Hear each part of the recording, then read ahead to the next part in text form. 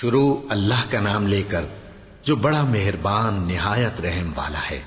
احمق لوگ کہیں گے کہ مسلمان جس قبلے پر پہلے سے چلے آتے تھے اب اس سے کیوں منہ پھیر بیٹھے؟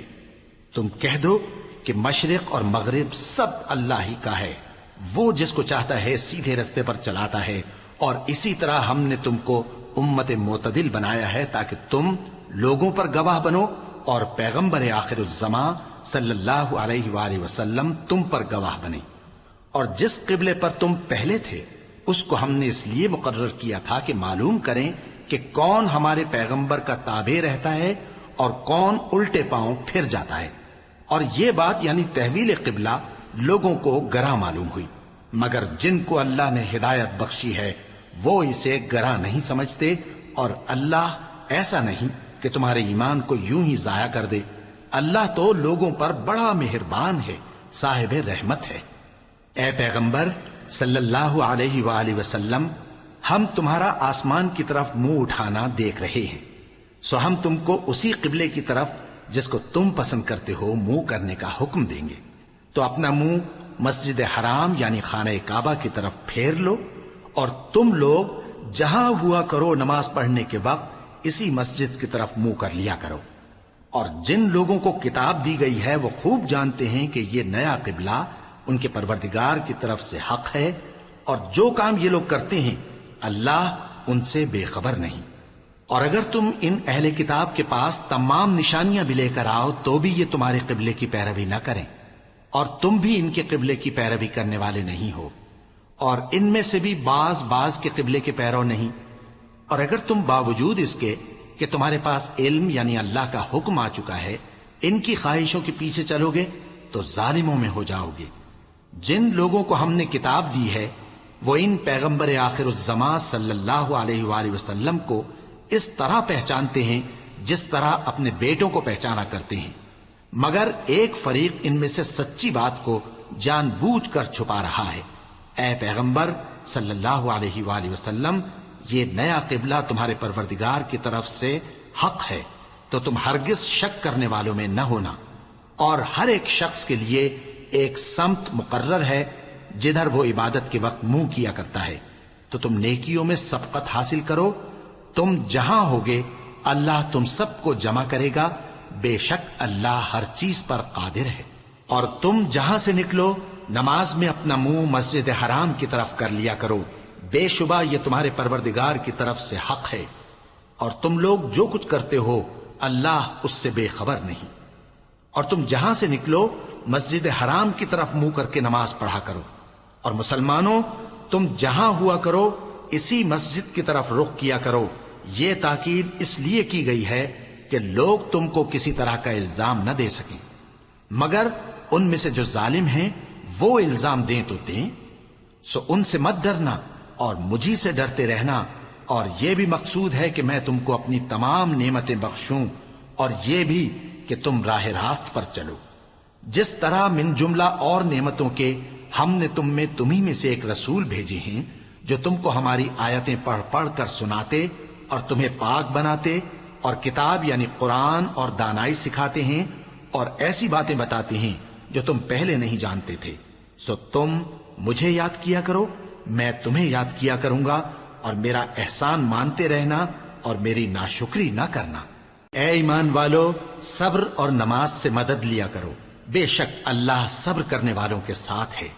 اور جو لوگ اللہ کی راہ میں مارے جائیں ان کی نسبت یہ نہ کہنا کہ وہ مرے ہوئے ہیں، وہ مردہ نہیں بلکہ زندہ ہیں، لیکن تم کو شعور نہیں۔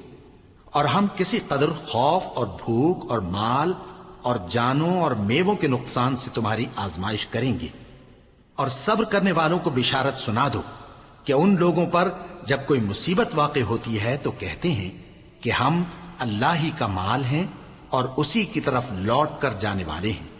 یہی لوگ ہیں جن پر ان کے پروردگار کی عنایتیں ہیں اور خصوصی رحمت بھی ہے، اور یہی سیدھے رستے پر ہیں۔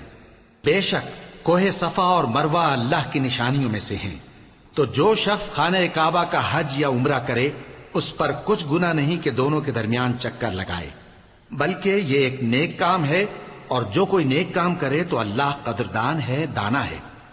جو لوگ ہمارے حکموں اور ہدایتوں کو جو ہم نے نازل کی ہیں کسی غرض فاسد سے چھپاتے ہیں، باوجود کہ ہم نے ان کو لوگوں کے سمجھانے کے لیے اپنی کتاب میں کھول کھول کر بیان کر دیا ہے۔ ایسوں پر اللہ اور تمام لعنت کرنے والے لعنت کرتے ہیں۔ ہاں، جو توبہ کرتے ہیں اور اپنی حالت درست کر لیتے ہیں اور احکام الہی کو صاف صاف بیان کر دیتے ہیں تو میں ان کے قصور معاف کر دیتا ہوں، اور میں بڑا معاف کرنے والا بڑا مہربان ہوں۔ جو لوگ کافر ہوئے اور کافر ہی مرے، ایسوں پر اللہ کی اور فرشتوں کی اور انسانوں کی سب کی لعنت، وہ ہمیشہ اسی لعنت میں گرفتار رہیں گے۔ ان سے نہ تو عذاب ہلکا ہی کیا جائے گا اور نہ انہیں کچھ مہلت ملے گی۔ اور لوگوں، تمہارا معبود ایک ہی معبود ہے، اس بڑے مہربان اور رحم والے کے سوا کوئی عبادت کے لائق نہیں۔ بے شک آسمانوں اور زمین کے پیدا کرنے میں اور رات اور دن کے ایک دوسرے کے پیچھے آنے جانے میں اور کشتیوں اور جہازوں میں جو سمندر میں لوگوں کے فائدے کے لیے رواں ہیں، اور میں جس کو اللہ آسمان سے برساتا اور اس سے زمین کو اس کے مردہ ہو جانے کے بعد زندہ یعنی خشک ہو جانے کے بعد سرسبز کر دیتا ہے، اور زمین پر ہر قسم کے جانور پھیلانے میں اور ہواؤں کے چلانے میں اور بادلوں میں جو آسمان اور زمین کے درمیان گھرے رہتے ہیں، عقل مندوں کے لیے اللہ کی قدرت کی نشانیاں ہیں۔ اور بعض لوگ ایسے ہیں جو غیر اللہ کو اللہ کا شریک بناتے اور ان سے اللہ کی سی محبت کرتے ہیں، لیکن جو ایمان والے ہیں وہ تو اللہ ہی کے سب سے زیادہ دوست دار ہیں۔ اور اے کاش ظالم لوگ جو بات عذاب کے وقت دیکھیں گے اب دیکھ لیتے کہ سب طرح کی طاقت اللہ ہی کو ہے، اور یہ کہ اللہ سخت عذاب کرنے والا ہے۔ اس دن کفر کے پیشوا اپنے پیروں سے بیزاری ظاہر کریں گے اور دونوں عذاب الہی دیکھ لیں گے اور ان کے آپس کے تعلقات منقطع ہو جائیں گے۔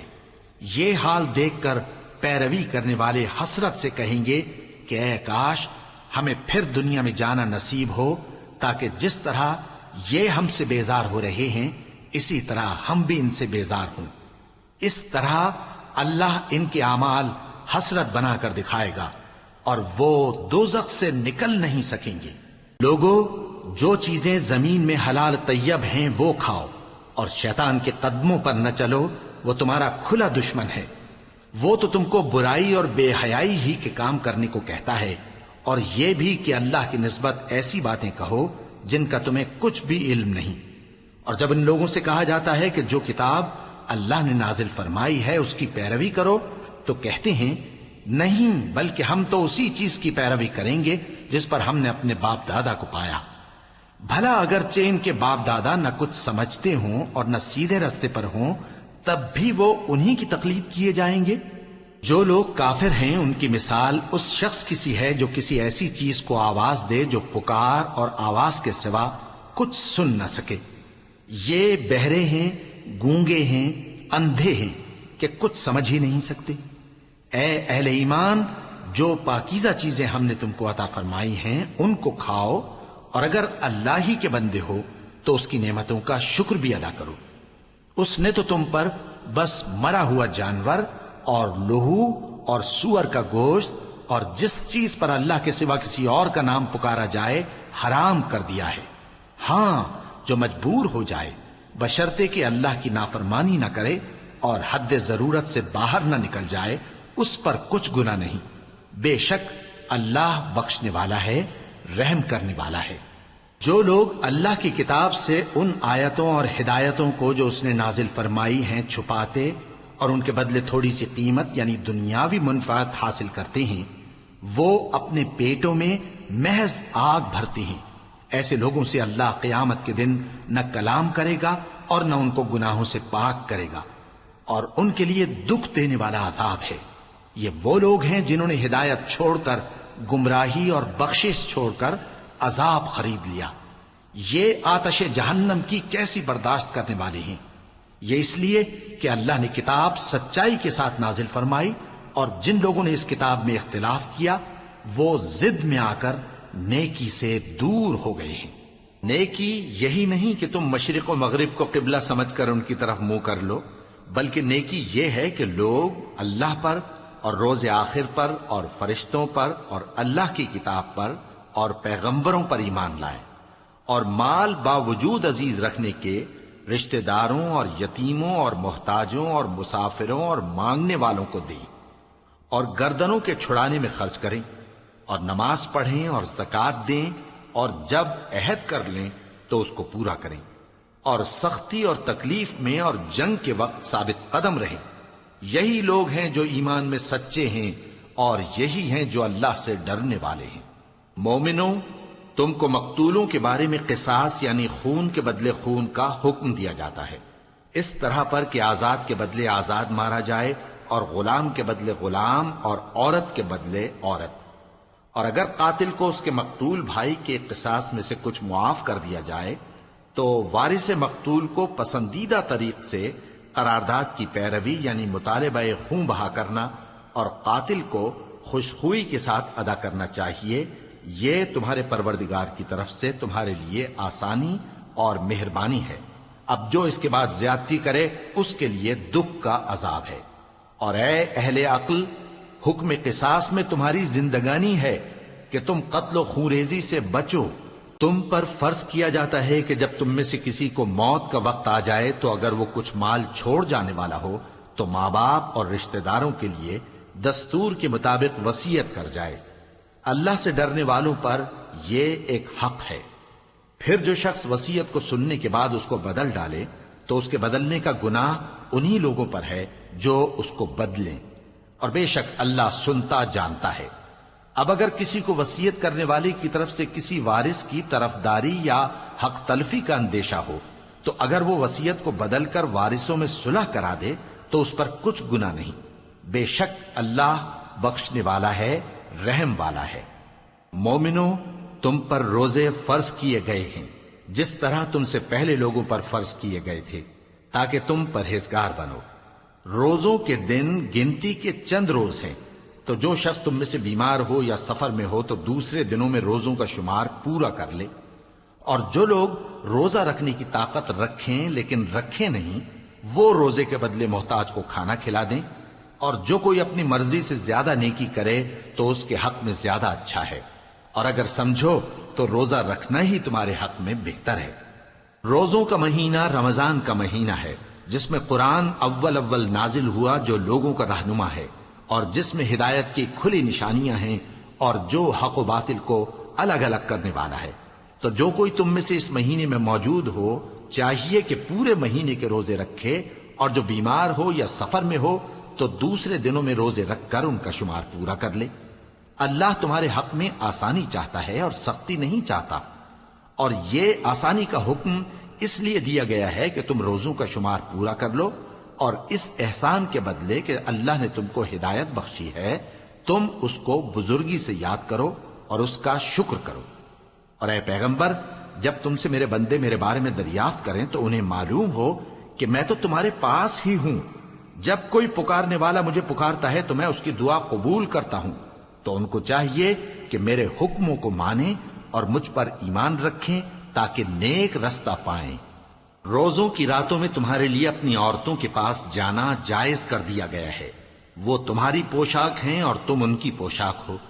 اللہ کو معلوم ہے کہ تم ان کے پاس جانے سے اپنے حق میں خیانت کرتے تھے، سو اس نے تم پر مہربانی کی اور تمہاری حرکات سے درگزر فرمائی، تو اب تم کو اختیار ہے کہ ان سے مباشرت کرو۔ اور اللہ نے جو چیز تمہارے لیے لکھ رکھی ہے یعنی اولاد، اس کو اللہ سے طلب کرو اور کھاؤ اور پیو، یہاں تک کہ صبح کی سفید دھاری رات کی سیاہ دھاری سے الگ نظر آنے لگے۔ پھر روزہ رکھ کر رات تک پورا کرو، اور جب تم مسجدوں میں اعتکاف بیٹھتے ہو تو ان سے مباشرت نہ کرو، یہ اللہ کی حدیں ہیں، ان کے پاس نہ جانا۔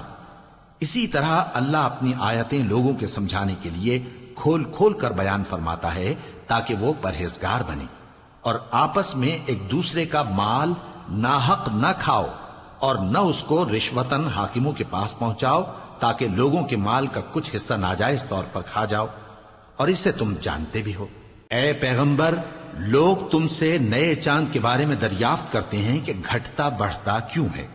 کہہ دو کہ وہ لوگوں کے کاموں کی میعادیں اور حج کے وقت معلوم ہونے کا ذریعہ ہے، اور نیکی اس بات میں نہیں کہ احرام کی حالت میں گھروں میں ان کے پچھواڑے کی طرف سے آؤ، بلکہ نیکوکار وہ ہے جو پرہیزگار ہو، اور گھروں میں ان کے دروازوں سے آیا کرو اور اللہ سے ڈرتے رہو تاکہ کامیاب ہو جاؤ۔ اور جو لوگ تم سے لڑتے ہیں تم بھی اللہ کی راہ میں ان سے لڑو، مگر زیادتی نہ کرنا، کہ اللہ زیادتی کرنے والوں کو دوست نہیں رکھتا۔ اور ان کو جہاں پاؤ قتل کر دو، اور جہاں سے انہوں نے تم کو نکالا ہے یعنی مکے سے، وہاں سے تم بھی ان کو نکال دو۔ اور دین سے گمراہ کرنے کا فساد قتل و خونریزی سے کہیں بڑھ کر ہے۔ اور جب تک وہ تم سے مسجد حرام یعنی خانہ کعبہ کے پاس نہ لڑیں تم بھی وہاں ان سے نہ لڑنا۔ ہاں اگر وہ تم سے لڑیں تو تم ان کو قتل کر ڈالو، کافروں کی یہی سزا ہے۔ پھر اگر وہ باز آ جائیں تو اللہ بخشنے والا ہے، رحم کرنے والا ہے۔ اور ان سے اس وقت تک لڑتے رہنا کہ فساد نابود ہو جائے اور ملک میں اللہ ہی کا دین غالب ہو جائے۔ پھر اگر وہ فساد سے باز آ جائیں تو ظالموں کے سوا کسی پر زیادتی نہیں کرنی چاہیے۔ ادب کا مہینہ ادب کے مہینے کے مقابل ہے، اور ادب کی چیزیں ایک دوسرے کا بدلہ ہیں۔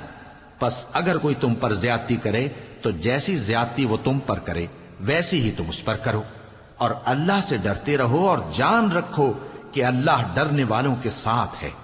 اور اللہ کی راہ میں مال خرچ کرو اور اپنے آپ کو ہلاکت میں نہ ڈالو، اور نیکی کرو، بے شک اللہ نیکی کرنے والوں کو دوست رکھتا ہے۔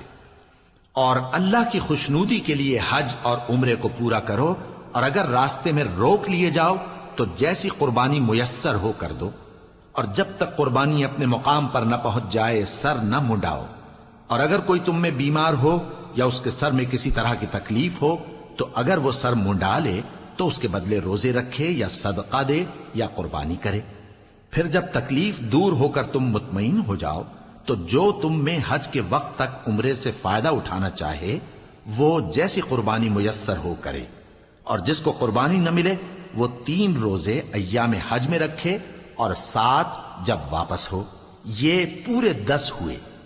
یہ حکم اس شخص کے لیے ہے جس کے اہل و عیال مکے میں نہ رہتے ہوں۔ اور اللہ سے ڈرتے رہو اور جان رکھو کہ اللہ سخت عذاب دینے والا ہے۔ حج کے مہینے معین ہیں جو معلوم ہیں، تو جو شخص ان مہینوں میں حج کی نیت کر لے تو حج کے دنوں میں نہ عورتوں سے اختلاط کرے، نہ کوئی برا کام کرے اور نہ کسی سے جھگڑے۔ اور جو نیک کام تم کرو گے وہ اللہ کو معلوم ہو جائے گا۔ اور زاد راہ یعنی رستے کا خرچ ساتھ لے جاؤ، کیونکہ بہترین زاد راہ پرہیزگاری ہے۔ اور اے اہل عقل مجھی سے ڈرتے رہو، اس کا تمہیں کچھ گناہ نہیں کہ حج کے دنوں میں بذریعہ تجارت اپنے پروردگار سے روزی طلب کرو۔ اور جب عرفات سے واپس ہونے لگو تو مشعر حرام یعنی مزدلفہ میں اللہ کا ذکر کرو، اور اس طرح ذکر کرو جس طرح اس نے تم کو سکھایا، اور اس سے پیشتر تم لوگ ان طریقوں سے محض ناواقف تھے۔ پھر جہاں سے اور لوگ واپس ہوں وہیں سے تم بھی واپس ہو، اور اللہ سے بخشش مانگو، بے شک اللہ بخشنے والا ہے، رحمت کرنے والا ہے۔ پھر جب حج کے تمام ارکان پورے کر چکو تو مینا میں اللہ کو یاد کرو جس طرح اپنے باپ دادا کو یاد کیا کرتے تھے، بلکہ اس سے بھی زیادہ۔ اور بعض لوگ ایسے ہیں جو اللہ سے التجا کرتے ہیں کہ اے پروردگار ہم کو جو دینا ہے دنیا ہی میں دے دے، اور ایسے لوگوں کا آخرت میں کچھ حصہ نہیں۔ اور بعض ایسے ہیں کہ دعا کرتے ہیں کہ پروردگار ہم کو دنیا میں بھی نعمت عطا فرما اور آخرت میں بھی نعمت بخشیو اور دوزخ کے عذاب سے محفوظ رکھیو۔ یہی لوگ ہیں جن کے لیے ان کے کاموں کا حصہ یعنی اجر نیک تیار ہے، اور اللہ جلد حساب لینے والا ہے۔ اور قیام منا کے دنوں میں جو گنتی کے دن ہیں اللہ کو یاد کرو، اگر کوئی جلدی کرے اور 2 ہی دن میں چل دے تو اس پر بھی کچھ گناہ نہیں، اور جو بات تک ٹھہرا رہے اس پر بھی کچھ گناہ نہیں۔ یہ باتیں اس شخص کے لیے ہیں جو اللہ سے ڈرے، اور تم لوگ اللہ سے ڈرتے رہو اور جان رکھو کہ تم سب اس کے پاس جمع کیے جاؤ گے۔ اور کوئی شخص تو ایسا ہے جس کی گفتگو دنیا کی زندگی میں تم کو دلکش معلوم ہوتی ہے، اور وہ اپنے معافی ضمیر پر یعنی اس بات پر جو اس کے دل میں ہے اللہ کو گواہ بناتا ہے، حالانکہ وہ سخت جھگڑالو ہے۔ اور جب پیٹ پھیر کر چلا جاتا ہے تو زمین میں دوڑتا پھرتا ہے تاکہ اس میں فتنہ انگیزی کرے، اور کھیتی کو برباد اور انسانوں اور حیوانوں کی نسل کو نابود کر دے، اور اللہ فتنہ انگیزی کو پسند نہیں کرتا۔ اور جب اس سے کہا جاتا ہے کہ اللہ سے خوف کر تو غرور اس کو گناہ میں پھنسا دیتا ہے، سو اس کو جہنم کافی ہے اور وہ بہت برا ٹھکانہ ہے۔ اور کوئی شخص ایسا ہے کہ اللہ کی خوشنودی حاصل کرنے کے لیے اپنی جان بیچ ڈالتا ہے، اور اللہ بندوں پر بہت مہربان ہے۔ مومنو، اسلام میں پورے داخل ہو جاؤ اور شیطان کے پیچھے نہ چلو، وہ تو تمہارا کھلا دشمن ہے۔ پھر اگر تم احکام روشن پہنچ جانے کے بعد لڑکھڑا جاؤ تو جان رکھو کہ اللہ غالب ہے، حکمت والا ہے۔ کیا یہ لوگ اسی بات کے منتظر ہیں کہ ان پر اللہ کا عذاب بادل کے سائبانوں میں نازل ہو اور فرشتے بھی اتر آئیں اور کام تمام کر دیا جائے؟ اور سب کاموں کا رجوع اللہ ہی کی طرف ہے۔ اے پیغمبر، بنی اسرائیل سے پوچھو کہ ہم نے ان کو کتنی کھلی نشانیاں دیں، اور جو شخص اللہ کی نعمت کو اپنے پاس آنے کے بعد بدل دے تو اللہ سخت عذاب کرنے والا ہے۔ اور جو کافر ہیں ان کے لیے دنیا کی زندگی خوشنما کر دی گئی ہے، اور وہ مومنوں سے تمسخر کرتی ہیں، لیکن جو پرہیزگار ہیں وہ قیامت کے دن ان سے اوپر ہوں گے۔ اور اللہ جس کو چاہتا ہے بے حساب رزق دیتا ہے۔ پہلے تو سب لوگوں کا ایک ہی مذہب تھا، لیکن وہ آپس میں اختلاف کرنے لگے تو اللہ نے ان کی طرف بشارت دینے والے اور ڈر سنانے والے پیغمبر بھیجے، اور ان پر سچائی کے ساتھ کتابیں نازل کی، تاکہ جن امور میں لوگ اختلاف کرتے تھے ان کا ان میں فیصلہ کر دے۔ اور اس میں اختلاف بھی انہی لوگوں نے کیا جن کو کتاب دی گئی تھی، باوجود کہ ان کے پاس کھلے ہوئے احکام آ چکے تھے، اور یہ اختلاف انہوں نے صرف آپس کی ضد سے کیا۔ تو جس امر حق میں وہ اختلاف کرتے تھے اللہ نے اپنی مہربانی سے مومنوں کو اس کی راہ دکھا دی، اور اللہ جس کو چاہتا ہے سیدھا رستہ دکھا دیتا ہے۔ کیا تم یہ خیال کرتے ہو کہ یوں ہی بہشت میں داخل ہو جاؤ گے، اور ابھی تم کو پہلے لوگوں کی سی مشکلیں تو پیش آئی ہی نہیں؟ ان کو بڑی بڑی سختیاں اور تکلیفیں پہنچیں، اور وہ صعوبتوں میں ہلا دیے گئے، یہاں تک کہ پیغمبر اور مومن لوگ جو ان کے ساتھ تھے سب پکار اٹھے کہ کب اللہ کی مدد آئے گی۔ دیکھو اللہ کی مدد ان قریب آیا چاہتی ہے۔ اے نبی، لوگ تم سے پوچھتے ہیں کہ اللہ کی راہ میں کس طرح کا مال خرچ کریں۔ کہہ دو کہ جو چاہو خرچ کرو، لیکن جو مال خرچ کرنا چاہو وہ درجہ بدرجہ اہل استحقاق یعنی ماں باپ کو اور قریب کے رشتہ داروں کو اور یتیموں کو اور محتاجوں کو اور مسافروں کو سب کو دو، اور جو بھلائی تم کرو گے اللہ اس کو جانتا ہے۔ مسلمانوں، تم پر اللہ کے رستے میں لڑنا فرض کر دیا گیا ہے، اور وہ تمہیں ناگوار تو ہوگا، مگر عجب نہیں کہ ایک چیز تم کو بری لگے اور وہ تمہارے حق میں بھلی ہو، اور عجب نہیں کہ ایک چیز تم کو بھلی لگے اور وہ تمہارے لیے مضر ہو، اور ان باتوں کو اللہ ہی بہتر جانتا ہے اور تم نہیں جانتے۔ اے پیغمبر، لوگ تم سے عزت والے مہینوں میں لڑائی کرنے کے بارے میں دریافت کرتے ہیں، کہہ دو کہ ان میں لڑنا بڑا گناہ ہے، اور اللہ کی راہ سے روکنا اور اس سے کفر کرنا اور مسجد حرام یعنی خانہ کعبہ میں جانے سے بند کرنا اور اہل مسجد کو اس میں سے نکال دینا جو یہ کفار کرتے ہیں، اللہ کے نزدیک اس سے بھی زیادہ گناہ ہے، اور فتنہ انگیزی خونریزی سے بھی بڑھ کر ہے۔ اور یہ لوگ ہمیشہ تم سے لڑتے رہیں گے، یہاں تک کہ اگر مقدور رکھیں تو تم کو تمہارے دین سے پھیر دیں، اور جو کوئی تم میں سے اپنے دین سے پھر کر کافر ہو جائے گا اور کافر ہی مرے گا تو ایسے لوگوں کے اعمال دنیا اور آخرت دونوں میں برباد ہو جائیں گے، اور یہی لوگ دوزخ میں جانے والے ہیں جس میں ہمیشہ رہیں گے۔ جو لوگ ایمان لائے اور اللہ کے لیے وطن چھوڑ گئے اور کفار سے جنگ کرتے رہے وہی اللہ کی رحمت کے امیدوار ہیں، اور اللہ بخشنے والا ہے، رحمت کرنے والا ہے۔ اے پیغمبر، لوگ تم سے شراب اور جوئے کا حکم دریافت کرتے ہیں، کہہ دو کہ ان میں گناہ بڑے ہیں اور لوگوں کے لیے کچھ فائدے بھی ہیں، مگر ان کے گناہ فائدوں سے کہیں زیادہ ہیں۔ اور یہ بھی تم سے پوچھتے ہیں کہ اللہ کی راہ میں کون سا مال خرچ کریں، کہہ دو کہ جو ضرورت سے زیادہ ہو۔ اس طرح اللہ تمہارے لیے اپنے احکام کھول کھول کر بیان فرماتا ہے تاکہ تم سوچو، یعنی دنیا اور آخرت کی باتوں میں غور کرو۔ اور تم سے یتیموں کے بارے میں بھی دریافت کرتے ہیں، کہہ دو کہ ان کی حالت کی اصلاح بہت اچھا کام ہے، اور اگر تم ان سے مل جل کر رہنا یعنی خرچ اکٹھا رکھنا چاہو تو وہ تمہارے بھائی ہیں، اور اللہ خوب جانتا ہے کہ خرابی کرنے والا کون ہے اور اصلاح کرنے والا کون۔ اور اگر اللہ چاہتا تو تم کو تکلیف میں ڈال دیتا، بے شک اللہ غالب ہے، حکمت والا ہے۔ اور مومنوں، مشرک عورتوں سے جب تک وہ ایمان نہ لائیں نکاح نہ کرنا، کیونکہ مشرک عورت خواہ تم کو کیسی ہی بھلی لگے اس سے مومن لونڈی بہتر ہے۔ اور اسی طرح مشرک مرد جب تک ایمان نہ لائیں مومن عورتوں کو ان کی زوجیت میں نہ دینا، کیونکہ مشرک مرد سے خواہ وہ تم کو کیسا ہی بھلا لگے مومن غلام بہتر ہے۔ یہ مشرک لوگوں کو دوزخ کی طرف بلاتے ہیں، اور اللہ اپنی مہربانی سے بہشت اور بخشش کی طرف بلاتا ہے، اور اپنے حکم لوگوں سے کھول کھول کر بیان کرتا ہے تاکہ نصیحت حاصل کریں۔ اور تم سے حیض کے بارے میں دریافت کرتے ہیں، کہہ دو وہ تو نجاست ہے، سو ایام حیض میں عورتوں سے کنارہ کش رہو، اور جب تک وہ پاک نہ ہو جائیں ان سے مقاربت نہ کرو۔ ہاں، جب وہ پاک ہو جائیں تو جس طریق سے اللہ نے تمہیں ارشاد فرمایا ہے ان کے پاس جاؤ، کچھ شک نہیں کہ اللہ توبہ کرنے والوں اور پاک صاف رہنے والوں کو دوست رکھتا ہے۔ تمہاری عورتیں تمہاری کھیتی ہیں، تو اپنی کھیتی میں جس طرح چاہو جاؤ، اور اپنے لیے نیک عمل آگے بھیجو، اور اللہ سے ڈرتے رہو، اور جان رکھو کہ ایک دن تمہیں اس کے روبرو حاضر ہونا ہے۔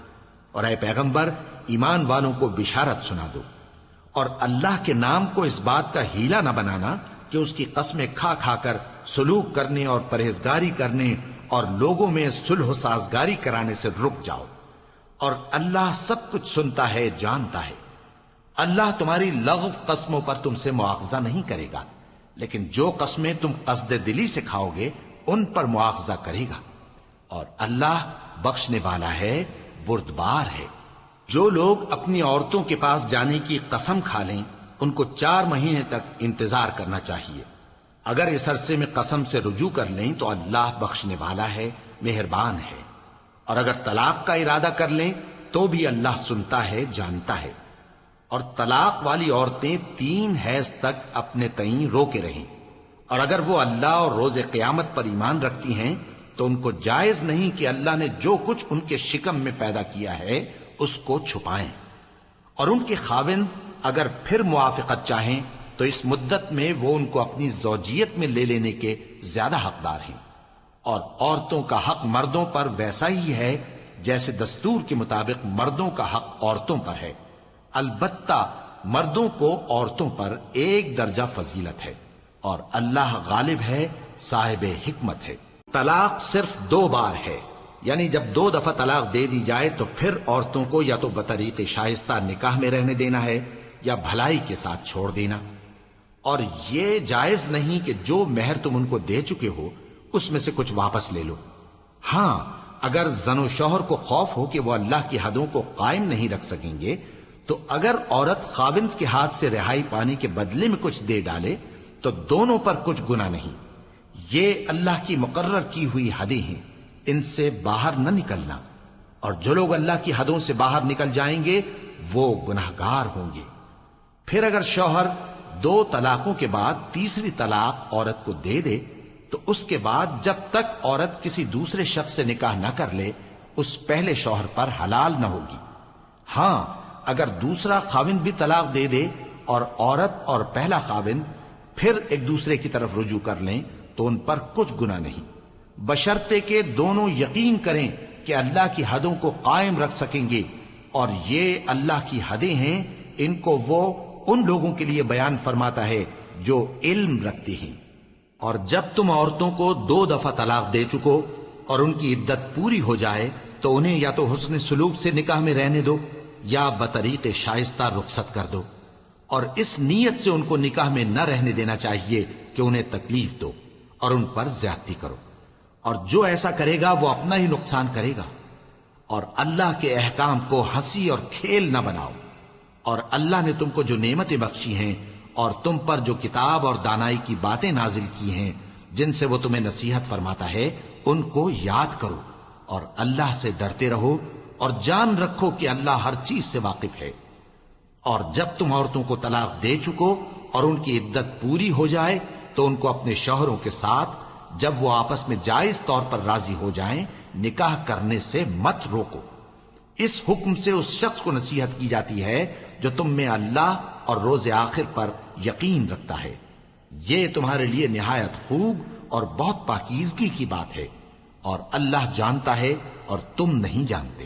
اور مائیں اپنے بچوں کو پورے 2 سال دودھ پلائیں، یہ حکم اس شخص کے لیے ہے جو پوری مدت تک دودھ پلوانا چاہے، اور دودھ پلانے والی ماؤں کا کھانا اور کپڑا دستور کے مطابق باپ کے ذمے ہوگا۔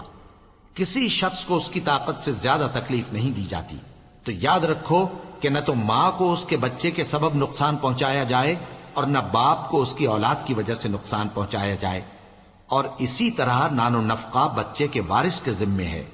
اور اگر دونوں یعنی ماں باپ آپس کی رضامندی اور صلاح سے بچے کا دودھ چھڑانا چاہیں تو ان پر کچھ گناہ نہیں، اور اگر تم اپنی اولاد کو دودھ پلوانا چاہو تو تم پر کچھ گناہ نہیں، بشرطے کہ تم دودھ پلانے والیوں کو دستور کے مطابق ان کا حق جو تم نے دینا کیا تھا دے دو، اور اللہ سے ڈرتے رہو اور جان رکھو کہ جو کچھ تم کرتے ہو اللہ اس کو دیکھ رہا ہے۔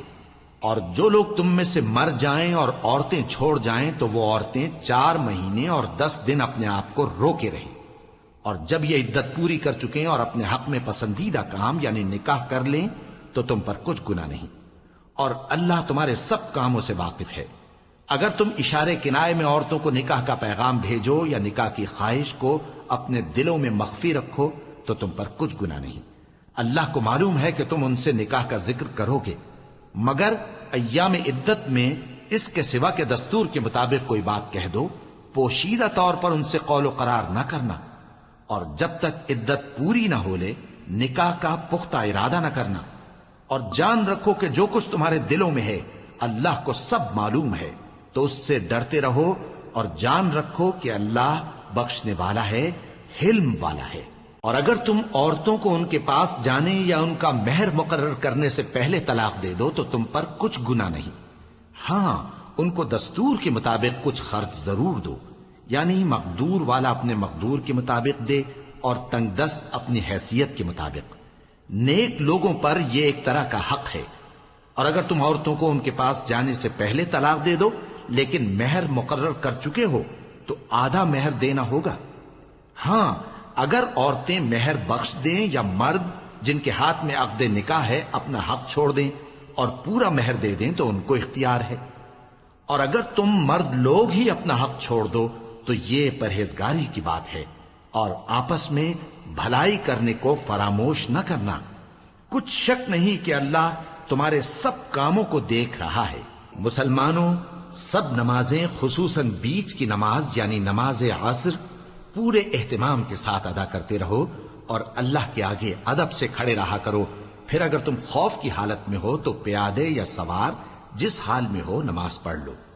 پھر جب امن و اطمینان ہو جائے تو جس طریق سے اللہ نے تم کو سکھایا ہے جو تم پہلے نہیں جانتے تھے اللہ کو یاد کرو۔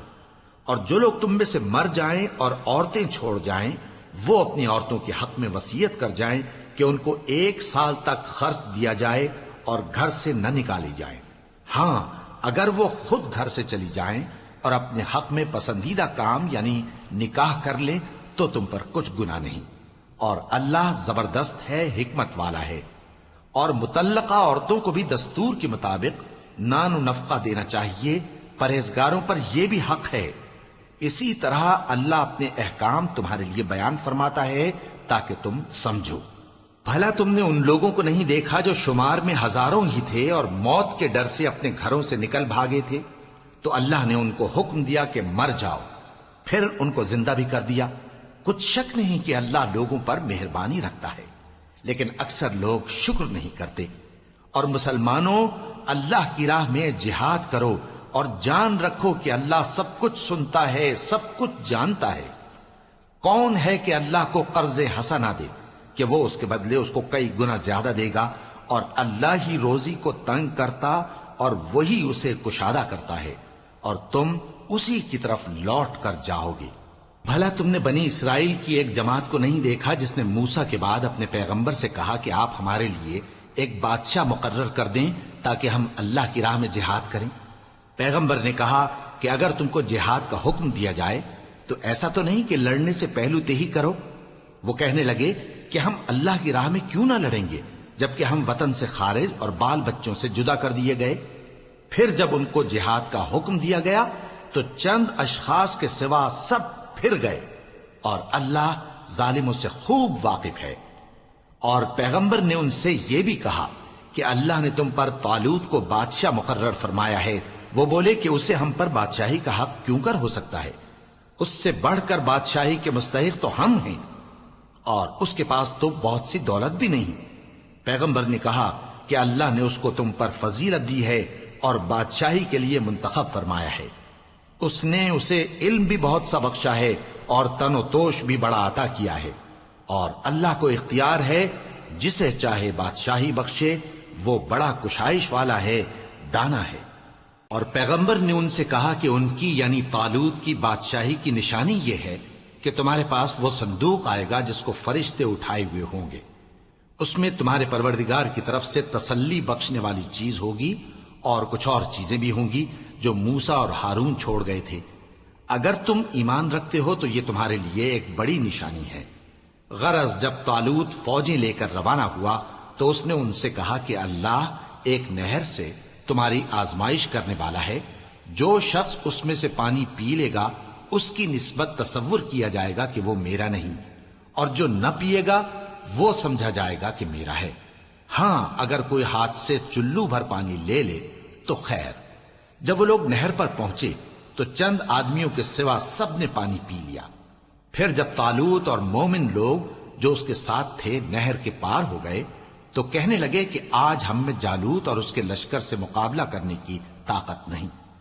جو لوگ یقین رکھتے تھے کہ ان کو اللہ کے روبرو حاضر ہونا ہے، وہ کہنے لگے کہ بسا اوقات تھوڑی سی جماعت نے اللہ کے حکم سے بڑی جماعت پر فتح حاصل کی ہے، اور اللہ ثابت قدم رہنے والوں کے ساتھ ہے۔ اور جب وہ لوگ جالوت اور اس کے لشکر کے مقابل میں آئے تو اللہ سے دعا کی کہ اے پروردگار، ہم پر صبر کے دہانے کھول دے اور ہمیں لڑائی میں ثابت قدم رکھ اور لشکر کفار پر فتح یاب کر۔ تو طالوت کی فوج نے اللہ کے حکم سے ان کو شکست دے دی، اور داؤد نے جالوت کو قتل کر ڈالا، اور اللہ نے ان کو بادشاہی اور دانائی بخشی اور جو کچھ چاہا سکھایا۔ اور اگر اللہ لوگوں کو ایک دوسرے پر چڑھائی اور حملہ کرنے سے نہ ہٹاتا رہتا تو کرۂ ارض تباہ ہو جاتا، لیکن اللہ اہل عالم پر بڑا مہربان ہے۔ یہ اللہ کی آیتیں ہیں جو ہم تم کو سچائی کے ساتھ پڑھ کر سناتے ہیں، اور اے محمد صلی اللہ علیہ وآلہ وسلم تم بلا شبہ پیغمبروں میں سے ہو۔